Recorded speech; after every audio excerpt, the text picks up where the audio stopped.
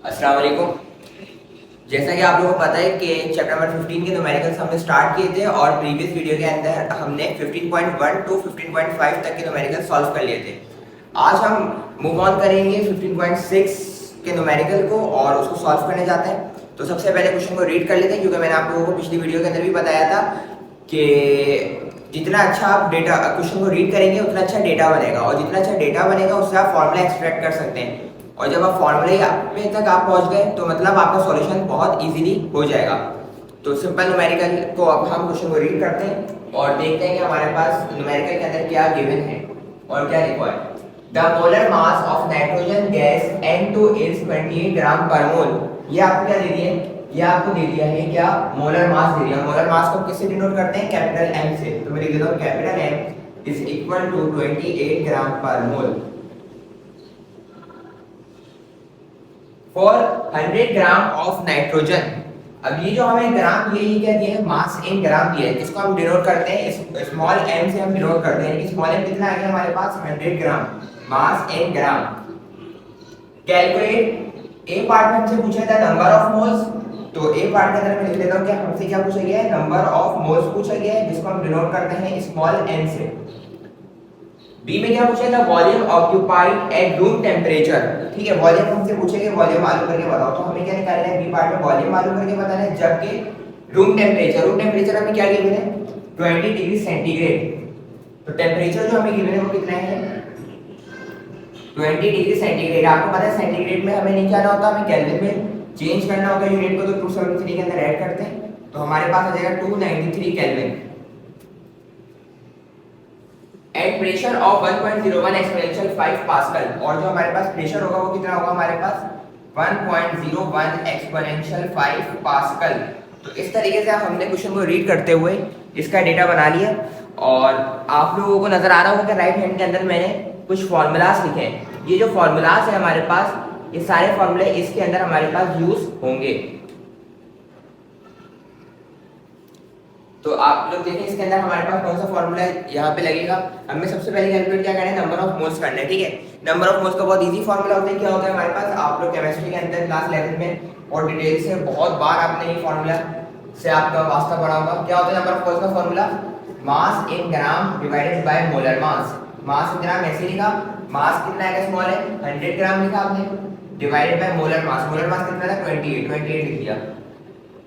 100 को 28 से आप डिवाइड कराएंगे कैलकुलेटर से, तो आप लोगों के पास आंसर जो आएगा वो आएगा आप लोगों के पास 3.57 मोल्स आप लोगों के पास फाइनली आंसर आ जाएगा। अब हमने क्या करना है? ये हमने ए पार्ट सॉल्व कर लिया, बहुत इजी था। अब आते हैं बी पार्ट के ऊपर। बी पार्ट में क्या मालूम करना है? वॉल्यूम मालूम करना है। क्या मालूम करना है? वॉल्यूम मालूम करना है। फॉर्मूला लगेगा PV is equal to NRT. मुझे वॉल्यूम चाहिए, प्रेशर मल्टीप्लाई हो रहा है, इधर साइड पे नीचे जाके क्या करेगा? डिवाइड हो जाएगा। तो एनआरटी डिवाइडेड बाय पी हो जाएगा। अब वैल्यूज को सब्स्टिट्यूट करा देते हैं। n की जगह क्या आएगा? 3.57।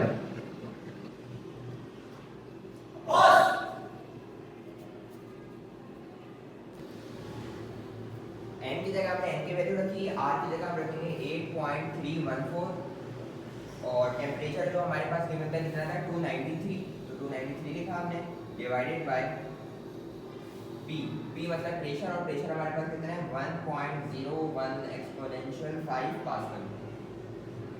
3.57 को 8.314 और 293 से मल्टीप्लाई करें और डिवाइड करें 1.01 एक्सपोनेंशियल 5 से, और आंसर चेक करें कि हमारे पास जो आंसर आ रहा है वो क्या आ रहा है।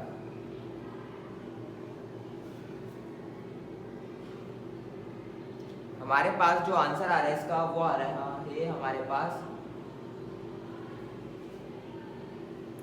0.086 और इसका जो यूनिट होगा वो हमारे पास होगा मीटर क्यूब। हमें डीएम क्यूब में लेकर आने के लिए क्या करना पड़ेगा? 1000 से मल्टीप्लाई कराना पड़ेगा, और 1000 से जब हम मल्टीप्लाई कराएंगे तो हमारे पास आंसर आ जाएगा 86 डीएम क्यूब। हमें मीटर क्यूब से डीएम क्यूब पे जाना होगा, तो हम क्या करेंगे? सिंपल 1000 से मल्टीप्लाई कराएंगे और जो हमारे पास फाइनली आंसर आ गया वो आ गया 86 डीएम क्यूब। हमारे पास फाइनली यहाँ पे आंसर आ गया। अब हम बात करते हैं न्यूमेरिकल नंबर 7 की और देखते हैं कि हमारे पास न्यूमेरिकल नंबर 7 के अंदर क्या पूछ रहा है। तो मैं इसको रब कर लेता हूँ। देखिए, सबसे आसान न्यूमेरिकल करना, आपने क्या करना है? आराम से क्वेश्चन को रीड करना है तरीके से। जिसने क्वेश्चन को तरीके से रीड किया ऑब्वियसली उसने डेटा सही बनाया, और जिसने डेटा सही बनाया उसने फॉर्मूला सही प्रेडिक्ट कर लिया, और जो सॉल्यूशन सही कर लेगा तो बड़े सिंपल सी बात है, नंबर आपके हुए पूरे। यूनिट मगर सही होना चाहिए, ठीक है, यूनिट भी ख्याल रखिएगा, यूनिट सही होना चाहिए। अच्छा, न्यूमेरिकल नंबर 6 हमने कर लिए। अब न्यूमेरिकल नंबर 7 देखिए क्या लिखा हुआ है, a sample of a gas contains 3.0 expansion 24 atoms. क्या दे दिया हमें, नंबर ऑफ एटम दे दिया भाई, कितने 3.0 एक्सपेंशन 24 एटम्स, ठीक है, हमें एटम्स दे दिए, कितने दिए हमारे पास, नंबर ऑफ एटम को शो करते हैं हम कैपिटल एन से, जो कि हमारे पास कितने 3.0 expansion 24 atoms. Calculate the volume of the gas, हमें क्या मालूम करना है, वॉल्यूम मालूम करना है गैस का, यानी हमें क्या मालूम करना है, रिक्वायरमेंट क्या लिखेंगे वी, यानी वॉल्यूम हमें मालूम करना है। At the temperature of 300 kelvin, ये क्या दे दिया हमें, टेम्परेचर दे दिया, और टेम्परेचर को हम शो करते हैं कैपिटल टी से। And pressure of 120 kilo pascal, और प्रेशर जो आपको दिया वो दिया है 120 किलो पास्कल। देखो भाई किलो है क्या है, किलो, और किलो को हटाने के लिए हम क्या करते हैं, एक्सपोनेंशियल 3 लगाते थे, ये 1000 से मल्टीप्लाई कराते थे, ठीक है। मैंने क्या करा, सिंपल इधर एक्सपोनेंशियल 3 लिख दिया, 1000 से मल्टीप्लाई नहीं करा रहा, काफी नंबर मेरे पास लेंथी हो जाएगा, ठीक है, मर्जी आप मल्टीप्लाई करा के फिर सॉल्यूशन कर लो। अब हम क्या करते हैं, हमें निकालना है सिंपल वॉल्यूम को कैलकुलेट करना है हमें। तो हमारे पास जो फॉर्मूला लगेगा वो लगेगा PV = nRT। देखो इधर क्या क्या गिवन है, प्रेशर गिवन है, यस प्रेशर गिवन है, वॉल्यूम कैलकुलेट करना है, चलो सही है। n नहीं पता, तो सबसे पहले हम क्या निकालेंगे, हम निकालेंगे n यानी कि नंबर ऑफ मोल्स, हम सबसे पहले इधर कैलकुलेट हम करेंगे। तो नंबर ऑफ मोल्स को हम कैलकुलेट किस तरीके से करेंगे, अगर आप लोगों को याद हो फर्स्ट ईयर के अंदर कि हमने हमने नंबर ऑफ पार्टिकल्स का जो हमने फॉर्मूला पढ़ा था, वो क्या पढ़ा था हमने, नंबर ऑफ पार्टिकल्स का, ये नंबर ऑफ एटम्स निकालने के लिए, ये नंबर ऑफ आयंस निकालने के लिए, नंबर ऑफ ऑर्बिटल यूनिट्स निकालने के लिए हमने फॉर्मूला जो पढ़ा था वो पढ़ा था number of moles multiplied by Avogadro's number, ठीक है, याद आया, number of moles multiplied by Avogadro's number. Avogadro's number क्या होता था, 6.02 एक्सपोनेंशियल 23। अच्छा, अब हमें नंबर ऑफ मोल्स निकालना है, ये मल्टीप्लाई हो रहा है, कैपिटल एन के नीचे क्या होगा, डिवाइड होगा, सिंपल सी मैथमेटिक्स है। नंबर ऑफ मोल्स के निकालने का फॉर्मूला क्या हो जाएगा, number of particles divided by Avogadro number. तो इधर ये फॉर्मूला मैं इस्तेमाल करता हूँ, पहले लिखता हूँ फॉर n, भाई सबसे पहले मेरे को स्मॉल n मालूम करना है, और स्मॉल n के लिए मैंने क्या करा है, simple capital N divided by Avogadro's number. Capital N की जगह क्या है, नंबर ऑफ एटम कितने 3.0 एक्सपोनेंशियल 24, एवोगैड्रोस नंबर क्या होता है 6.02 एक्सपोनेंशियल 23। अब नंबर ऑफ मोल्स जो हमारे पास आएगा वो आएगा हमारे पास, इसको कैलकुलेट कर लें थ्रू कैलकुलेटर, तो हमारे पास जो आंसर आएगा वो आएगा 4.98 मोल्स, हमारे पास नंबर ऑफ मोल्स आ गए। अब हम क्या करेंगे, नंबर ऑफ मोल्स आ गए, इसके अंदर इक्वेशन में पुट कर देंगे, इसको नाम देते हैं इक्वेशन नंबर 1 का। अब हम लिख देते हैं simple put n in equation number 1। Equation number 1 क्या हो जाएगी हमारे पास, सिंपल PV = nRT होता है ना हमारे पास, हमें क्या चाहिए, V चाहिए, P मल्टीप्लाई और नीचे जाके क्या करेगा, डिवाइड हो जाएगा, तो nRT डिवाइडेड बाय P हो जाएगा। वैल्यू वॉल्यूम हमें चाहिए था, प्रेशर मल्टीप्लाई हो रहा है, तो अदर साइड पे हमारे पास नीचे जाके क्या हो जाएगा, सिंपल डिवाइड हो जाएगा। वैल्यूज को सब्स्टिट्यूट कराते हैं और फाइनली आंसर को कैलकुलेट कर लेते हैं। वॉल्यूम हमें मालूम करना है, n कितना है 4.98 आया है, r की वैल्यू क्या होगी हमारे पास 8.314 मल्टीप्लाई बाय टेम्परेचर कितना है हमारे पास 300 और डिवाइडेड बाय प्रेशर हमारे पास कितना है 120 एक्सपोनेंशियल 3, ऊपर मल्टीप्लाई कराएं और नीचे सिंपल डिवाइड कराएं थ्रू कैलकुलेटर, तो हमारे पास जो आंसर आएगा वो हमारे पास आएगा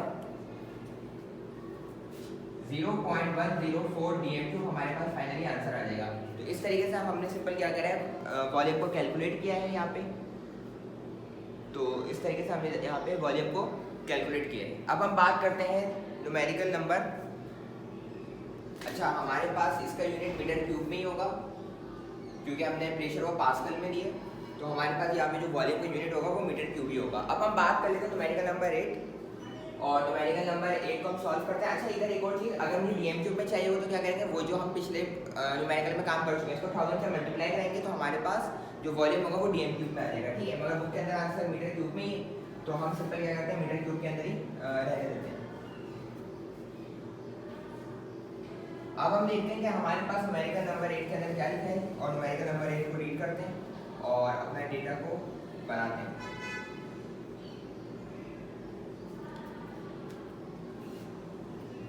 न्यूमेरिकल नंबर 7 हमने कर लिए, न्यूमेरिकल नंबर 8 देखते हैं। Calculate the root mean square speed. हमें क्या मालूम करनी है, हमें क्या मालूम करनी है, स्पीड मालूम करना है, यानी कि हमें क्या मालूम करना है, v मालूम करना है। क्या मालूम करना है, हमें v मालूम करना है, ठीक है। तो मैंने v मालूम करना है और ये क्या है मेरे पास, रूट मीन स्क्वायर स्पीड है मेरे पास। तो सिंपल आप वेलोसिटी लिखने का इशू नहीं है, ठीक है। यानी कि v मालूम करना है ऑफ हाइड्रोजन मॉलिक्यूल। किसका मालूम करना है, हाइड्रोजन मॉलिक्यूल का हमें क्या मालूम करना है, हमें स्पीड मालूम करनी है। आगे देखते हैं, molecule eight 0 degree centigrade temperature. ये क्या दे दिया हमने, 0 डिग्री सेंटीग्रेड टेम्परेचर दे दिया। तो टेम्परेचर हमारे पास कितना है, 0 डिग्री सेंटीग्रेड। केल्विन में चेंज करेंगे, 273 से मल्टीप्लाई करेंगे तो मेरे पास जो टेम्परेचर होगा वो केल्विन में आ जाएगा। एंड 1 atm प्रेशर, और हमारे पास जो प्रेशर है वो हमारे पास कितना दे दिया है, 1 atm हमारे पास प्रेशर दिया है। प्रेशर मेरे पास आ जाएगा 1 atm। अगर मुझे पास्कल में चेंज करें तो क्या होगा, 1.05 एक्सपोनेंशियल 5 पास्कल के अंदर ये कन्वर्ट हो जाएगा। ये बात याद रखिएगा, 1.02 एक्सपोनेंशियल 5 पास्कल। एटीएम में था मेरे पास प्रेशर, मगर मुझे किसमें लेकर आना है, पास्कल के अंदर। तो एक एटीएम मेरे पास इतने पास्कल के इक्वल होता है। ये बात याद रखिएगा, वरना आप लोगों का आंसर गलत आएगा। अच्छा 1.01 होता है, तो मेरे पास जो प्रेशर है 1 एटीएम वो कितने पास्कल के इक्वल होते हैं, 1.01 एक्सपोनेंशियल 5 पास्कल के इक्वल होता है। आगे देखते हैं, assume hydrogen to be ideal gas. हमारे पास हाइड्रोजन गैस आइडियल हम सपोज करेंगे, density of hydrogen is 8.99 exponential -2। तो जो डेंसिटी है हमारे पास वो हमारे पास की वैल्यू क्या है, 8.99 एक्सपोनेंशियल -2 kg पर मीटर क्यूब। अच्छा याद रखिएगा, वॉल्यूम हमें मालूम करना था तो ये डेटा में नहीं आएगा, हमारे पास ये रिक्वायर्ड के अंदर आएगा।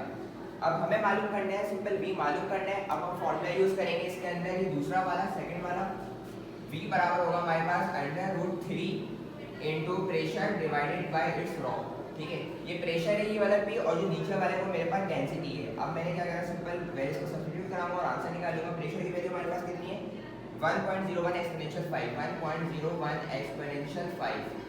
और जो डेंसिटी की वैल्यू मेरे पास वो क्या है, मेरे पास 8.99 एक्सपोनेंशियल -2। अब आप एक काम करें, इसको मल्टीप्लाई करेंगे, नीचे डिवाइड करें, और जो हमारे पास v आ रहा होगा, हमारे पास जो वेलोसिटी आ रही होगी, जो स्पीड आ रही होगी, उसको कैलकुलेट कर दो। 1835.36 हमारे पास जो है मीटर पर सेकंड हमारे पास वेलोसिटी आ रही है 0.86 मीटर पर सेकंड, ये हमारे पास वेलोसिटी आ गई। तो एक आसान न्यूमेरिकल था जिसको भी हमने सॉल्व कर लिया। ये आप लोगों को फॉर्मूला याद होना चाहिए, जिसको फॉर्मूला याद होगा वो इजीली इस न्यूमेरिकल को सॉल्व कर लेगा। अब हम बात करते हैं न्यूमेरिकल नंबर 9 की, और न्यूमेरिकल नंबर 9 को आप देखते हैं कि हमारे पास न्यूमेरिकल नंबर 9 के अंदर हमसे क्या पूछा गया।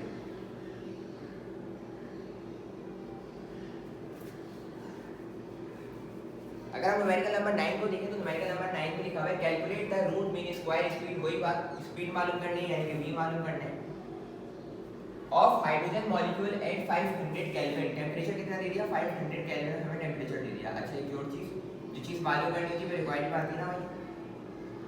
अच्छा आगे क्या करना है हमें, mass of proton is 1.67 exponential -27 kg।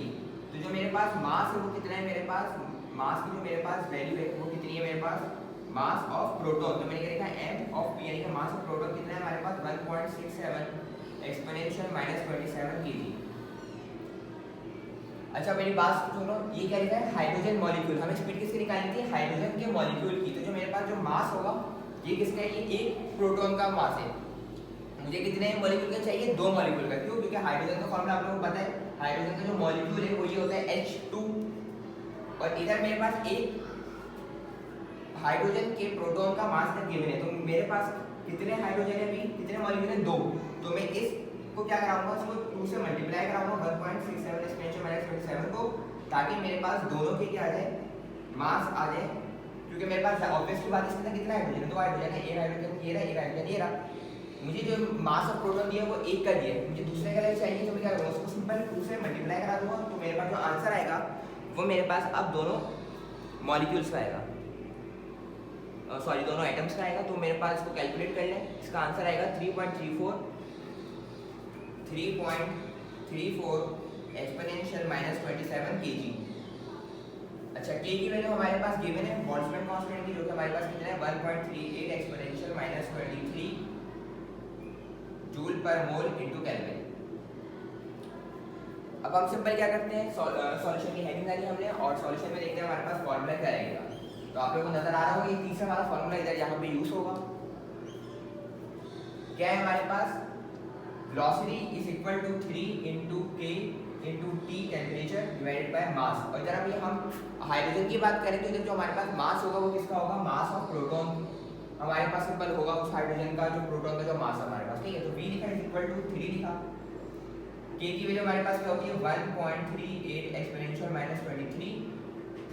Temperature की वैल्यू क्या है हमारे पास, टेम्परेचर की वैल्यू है हमारे पास ये 500 केल्विन है हमारे पास। और मास ऑफ प्रोटॉन जो हमने दो एटम्स का निकाले हाइड्रोजन के मॉलिक्यूल का, वो कितना निकाले 3.34। ये गलती नहीं करेगा, 3.34 एक्सपोनेंशियल माइनस 27। ये याद रखिएगा, हाइड्रोजन के अंदर हमारे पास दो एटम होते हैं, ठीक है। तो दोनों को हमें कैलकुलेट करना होगा। इसको मल्टीप्लाई कराएं ऊपर वाले टर्म्स को, फैक्टर्स को, नीचे डिवाइड कराएं और उसके बाद उसका स्क्वायर रूट जरूर निकालिएगा। तो हमारे पास जो इसका आंसर आएगा वो आएगा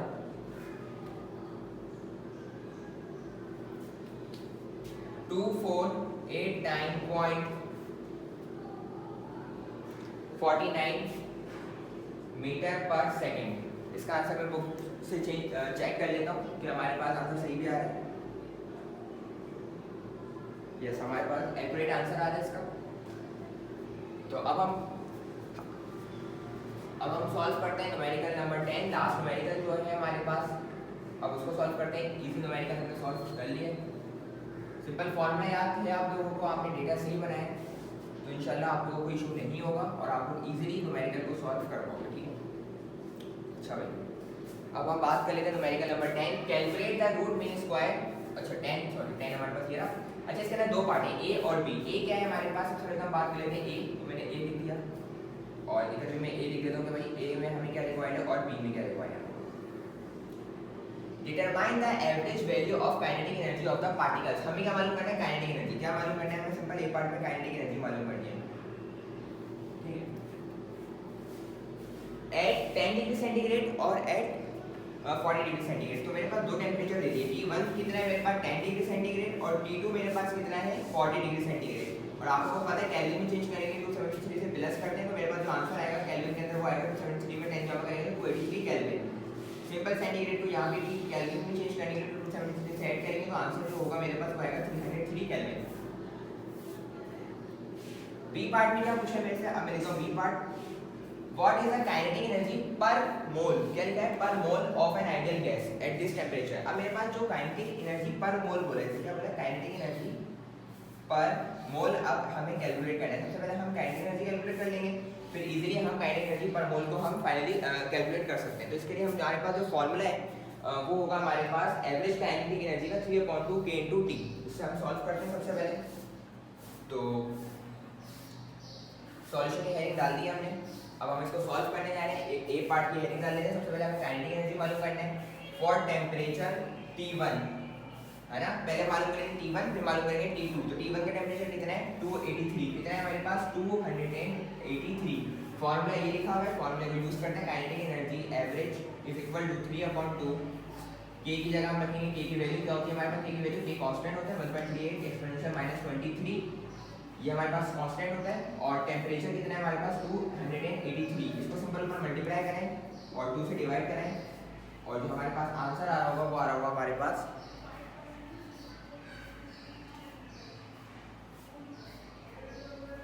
5.858 एक्सपोनेंशियल माइनस का -21 जूल्स। -21 जूल्स हमारे पास इसका आंसर आ रहा होगा। अब हम बात कर लेते हैं ए की सेकंड पार्ट पे। जो टेम्परेचर हमारे पास, क्योंकि दो टेम्परेचर आपसे पूछे गए थे, एक 283 के ऊपर केल्विन के ऊपर, एक हमारे पास 313 केल्विन पे। तो अब मैं लिखता हूँ 42 जो कि हमारे पास जो टेम्परेचर है इसके अंदर वो हमारे पास कितना है 313 केल्विन। सिंपल ये वाला फॉर्मूला लगेगा kinetic energy average is equal to 3/2 multiply by K × T. तो के की वैल्यू तो आप लोग पता है 1.38 एक्सपोनेंशियल माइनस 23 होती है हमारे पास। और जो टेम्परेचर है वो कितना है 313, ठीक है। सिंपल ये वाला फॉर्मूला हमारा कुछ नहीं करना, ठीक है। टेम्परेचर को चेंज करना है ये पहले एक टेम्परेचर पे निकाला, दूसरे टेम्परेचर पे निकालना है। तो काइनेटिक एनर्जी एवरेज जो मेरे पास आ जाएगा वो आएगा हमारे पास, इसको मल्टीप्लाई कराएं और डिवाइड कराएं तो इसके अंदर जो हमारे पास जो आंसर आएगा वो आएगा हमारे पास 6.479 एक्सपोनेंशियल माइनस का 21 जूल्स हमारे पास ये फाइनली आंसर आ जाएगा। अब हम बी पार्ट सॉल्व कर लेते हैं और बी पार्ट को देखते हैं कि हमारे पास बी पार्ट किस तरीके से सॉल्व होगा। देखो बात सुनो, हमें काइनेटिक एनर्जी पर मोल निकालना है। अब हमें क्या निकालना है? काइनेटिक एनर्जी पर मोल। तो सबसे पहले हम T1 के लिए निकाल लेते हैं, ठीक है। पहले T1 के लिए निकाल लेते हैं, मैं लिख दूंगा फॉर T1। तो T1 के लिए हमारे पास क्या होगा? सिंपल एक फॉर्मूला है हमारे पास, किस तरह निकालने का फॉर्मूला है हमारे पास काइनेटिक एनर्जी पर मोल। देखो kinetic energy per mole is equal to number of molecules multiply by kinetic energy average. तो ये हमारे पास सिंपल फॉर्मूला है। तो इसकी मदद से हम क्या कर लेंगे? सिंपल काइनेटिक एनर्जी पर मोल हम कैलकुलेट कर लेंगे, ठीक है। ये याद रखें, ये मेरे पास क्या है? ये एवोगैड्रोस नंबर है। क्या है हमारे पास? ये सॉरी ये Na था हमारे पास, एवोगैड्रोस नंबर, ठीक है। तो हम सिंपल क्या करेंगे? एवोगैड्रोस नंबर की हमें वैल्यू पता है 6.02 एक्सपोनेंशियल 23। काइनेटिक एनर्जी एवरेज किसकी बात कर रहे हैं हम? पहले वाली की कितनी है? ये 5.858 एक्सपोनेंशियल माइनस 21। इसको कैलकुलेट करो और आंसर बताओ जल्दी से। आंसर चेक करते हैं कि हमारे पास इसका जो आंसर है वो क्या है।